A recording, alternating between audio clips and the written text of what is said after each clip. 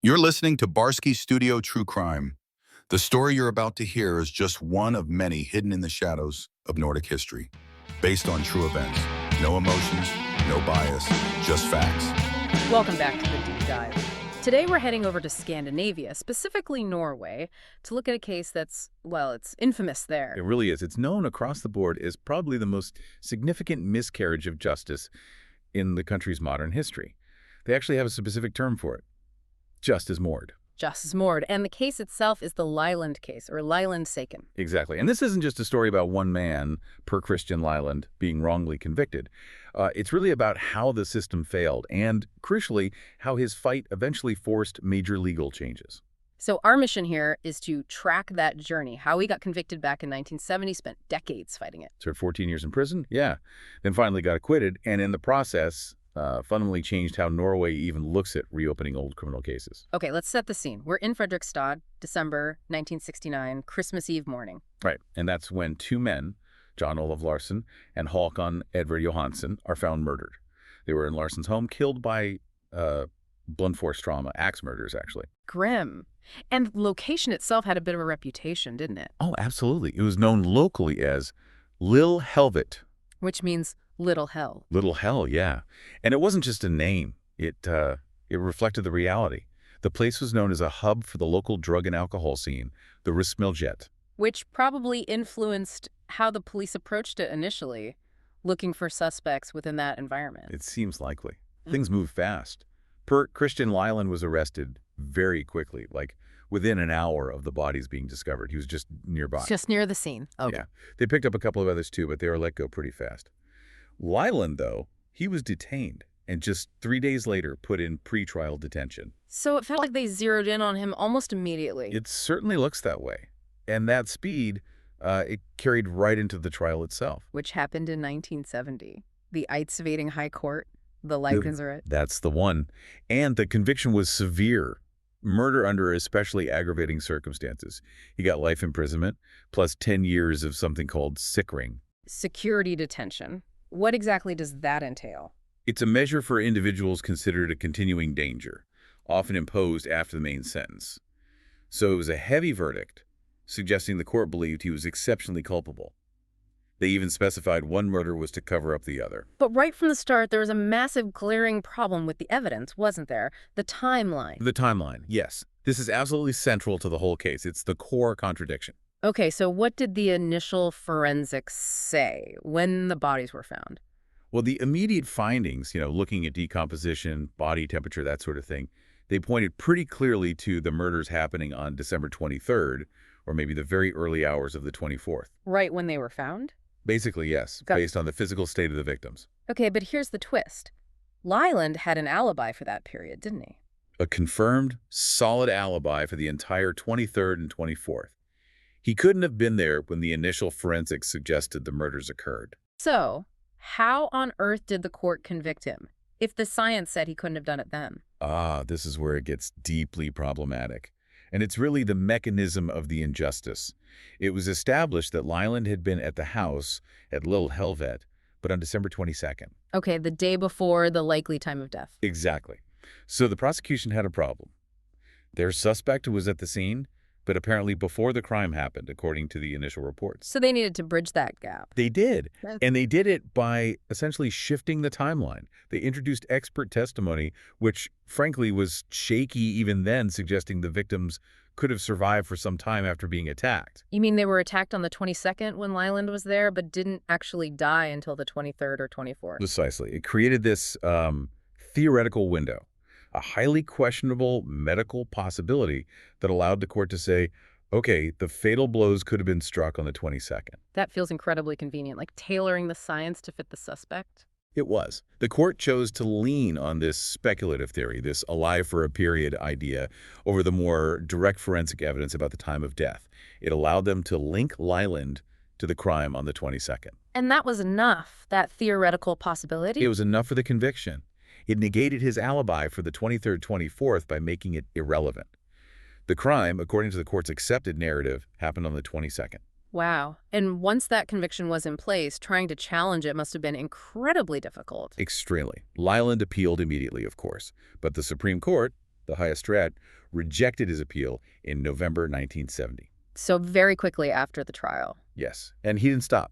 He petitioned for a retrial later, but the High Court said no in 1975, and the Supreme Court backed him up in 1976. The doors just slammed shut. The system seemed determined to uphold the original verdict. It often does. There's a strong sense of finality in legal judgments. And Liland lived with the consequences. He served his time, and in 1983 he was moved into that sickering, the security detention part of his sentence. Still maintaining his innocence the whole time. Absolutely. He never wavered. He was finally released from that security detention regime on June 22, 1993. He'd been in the system for nearly a quarter of a century. An unbelievable amount of time. And what he did next just speaks volumes. The very next day, June 23rd, literally hours after getting out, He filed another request for a retrial. he did, instantly. He might have been physically free, but the fight wasn't over. Not even close. That determination is incredible, but as you said, the system wasn't correcting itself. He needed help from the outside. Right? He absolutely did. This case really highlights the power of independent investigation when the official channels fail. The push for exoneration came from people completely outside the justice system. Who were these people? Well, it actually started way back, almost right after the conviction in 1970. A Swedish-Norwegian couple, Sten and Vibeke Ekroth. They became convinced of his innocence early on. So they were working on this for decades. For decades. Quietly gathering information, looking for inconsistencies, trying to find evidence that supported Liland. It was a long, painstaking effort. And then things became more public. Yes, largely thanks to a journalist named Tor Sandberg. He got deeply involved, did his own investigation building on the Ekroth's work, and in 1992, he published a book. The one about the axe murders in Little Hell. Excerpeni I Little Helvet. That's the one. And that book really blew the case back open in the public eye. It laid out the arguments for Liland's innocence, the problems with the original trial. It created significant pressure. So what was the crucial new element? Was it just revisiting the old evidence, or did they find something genuinely new? It was both, but the new analysis was key. They focused heavily again on that critical time of death issue. They brought in new forensic experts. To look at the original findings. Yes, and to reevaluate everything. Things like the state of digestion, the stomach contents, the precise details of rigor mortis observed back in 1969. And what do these new experts conclude? Unequivocally, they stated that the deaths had to have occurred late on December 23rd, or on the morning of the 24th. There was just no way, medically speaking, that the alive for a period theory from the original trial could hold up. So science finally confirmed his alibi. It directly debunked the core premise the conviction rested on. Completely. It wasn't just a minor adjustment. It was a fundamental refutation of the court's 1970 timeline. That theory just didn't stand up to modern forensic scrutiny or even a careful re-examination of the original data. That must have been the turning point. It should have been, but even then there was resistance. The prosecution wasn't eager, let's say, to admit such a massive error had occurred. I can imagine undoing a life sentence after 24 years. It's a huge institutional admission of failure. But the evidence was finally too strong to ignore. The case was officially reopened in April 1994. After all that time, and the outcome. Later that same year, the Eidesveding High Court acquitted him. Forfane, his name was cleared. Finally. The aftermath must have been significant. There would have been criticism, surely. Oh, huge criticism. Liland's own lawyers didn't mince words. They called it the worst miscarriage of justice in Norway in the 20th century. And the prosecution authority faced a lot of heat for how they handled the retrial process, their initial reluctance. And compensation after losing 24 years of his life. Yes, and the amount awarded in 1995 was record-breaking at the time. It reflected the scale of the injustice. Can you break that down for us? Sure. He received about 3.47 million Norwegian kroner, NOK, for damages, lost income, time served, that kind of thing. But then, on top of that, he was awarded 10 million NOK. 10 million? For what specifically? That was designated as oprisning. It's like compensation for non-material damages, emotional suffering, the psychological toll, the reputational damage. That 10 million sent a powerful signal. Acknowledging the immense human cost, not just the lost time or money. Exactly. It was the state recognizing the profound personal harm caused by its own error. But the impact went beyond just Liland's case, right? You mentioned systemic change. Absolutely. This case wasn't just swept under the rug after the acquittal and compensation. It forced a reckoning within the Norwegian legal system. It was the direct catalyst for major reforms. How so? What actually changed? Well, first, the government launched a public inquiry in 1995, specifically tasked with investigating the Liland case and learning lessons from it. That resulted in an official report, NOU 1996.15. And what did that report recommend? Several things.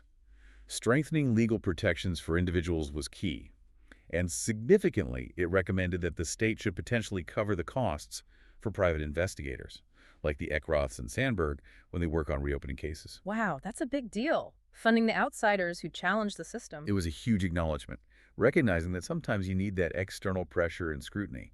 But the biggest change, the most direct consequence of the Liland case, Was about reopening cases. Precisely. Before Liland, the rules for getting a criminal case reopened in Norway were incredibly strict, almost impossibly strict. You basically needed definitive proof of official misconduct or completely undeniable new evidence.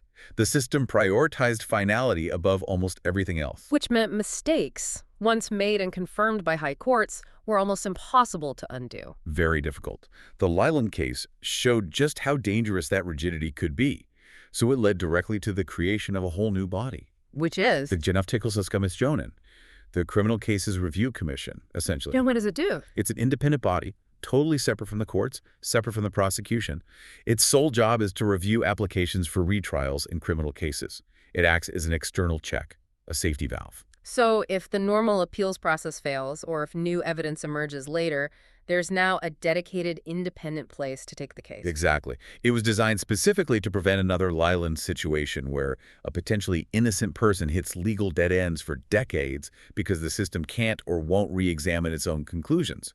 So, recapping this deep dive, we started with what looks like a rushed investigation, maybe influenced by the location, Little Hell. Right, leading to a quick focus on Liland. Then a conviction built on shaky ground specifically, manipulating the timeline of the murders by using a questionable medical theory to bypass a solid alibi. A theory that allowed them to place the crime on the one day Liland was confirmed to be at the scene, ignoring the initial forensic timeline. Which led to nearly 25 years of wrongful imprisonment and detention, a fight that required incredible persistence from Liland himself and decades of work by dedicated outsiders. People like the Eckroths and Tor Sandberg, whose investigations ultimately unearthed the proof needed. And finally, not just acquittal and compensation, but real systemic legal reform in Norway, creating the Reopening Commission as a direct result. It's a stark reminder of how things can go wrong, but also how prolonged struggle can eventually force positive change. It really makes you think, though. This was a high-profile case by the end. Double murder. Liland never stopped fighting. He had these incredibly dedicated people working for him for decades. Starting almost immediately after the conviction. And it still took until 1994 to overturn the verdict. Over 2 decades. It raises a really sobering question, doesn't it? If it took that long, with all that effort and public attention, what happens in cases where the convicted person doesn't have that kind of support? Where there aren't tireless investigators working for free for years? What about the cases that don't capture the public imagination, or where the person simply doesn't have the resources or the advocates to keep fighting? Exactly. It makes you question how many other potential miscarriages of justice might remain buried simply because the system's internal checks weren't enough and there was no outside force strong enough to compel a re-examination. The Liland case proved external scrutiny can be vital. Thank you for listening to Barske Studio True Crime. The story you've heard is just one of many hidden in the shadows of Nordic history. We release new episodes every week, exploring fresh true stories, from haunting mysteries to chilling crimes. Subscribe and join us next week as we uncover another untold truth. This was Barske Studio True Crime, told by AI with no emotion and no filter.